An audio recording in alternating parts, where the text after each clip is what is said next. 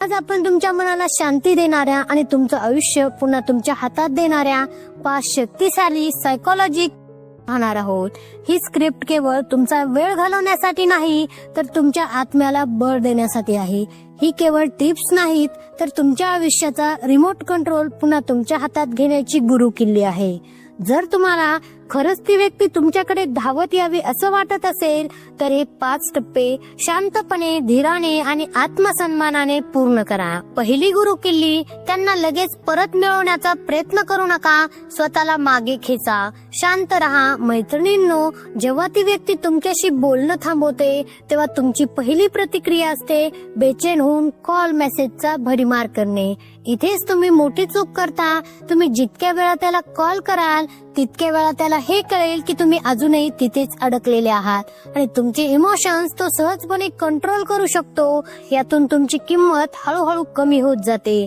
आता कल्पना करा, जर तुम्ही अचानक शांत झालात तर कॉल करणं, मेसेज करणं, स्टोरी पाहणं एकदम थांबवलं तर त्यांच्या मनात प्रश्नाचे वादळ निर्माण होईल।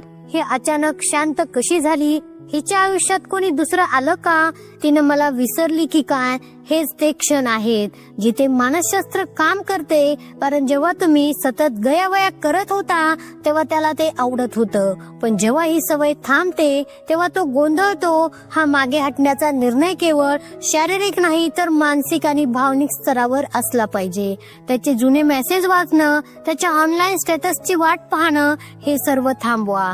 या गोष्टी तुम्हाला आतून कमजोर करतात। खरं सांगायचं तर कोणताही माणूस त्या व्यक्तीकडे आकर्षित होत नाही जी गरजेपेक्षा जास्त मजबूर किंवा बेचैन दिसते। खरा ओढा तेव्हा असतो जेव्हा त्या व्यक्तीमध्ये थोडं रहस्य दडलेलं असतं आणि ती स्वतःवर नियंत्रण ठेवते। त्यामुळे तुम्हाला स्वतःवर नियंत्रण ठेवावे लागेल। तुमचं शांत राहणं ही तुमची कमकुवतता नव्हे तर तुमची सर्वात मोठी ताकद आहे। एकदा तुम्ही स्वतःला नियंत्रित करायला शिकलात की तुमच्यापेक्षा मजबूत कोणी नसेल। दुसरी गुरुकिल्ली, त्याच्या मागे धावण्याऐवजी आपला स्वाभिमान वाचवा। मैत्रिणींनो, जेव्हा कोणी दुर्लक्ष करतं आणि तरीही तुम्ही त्यांच्या स्टोरीवर मेसेज, कॉल करून सतत प्रक्रिया देता तेव्हा तुम्ही हळूहळू तुमचा स्वाभिमान गमावत असता।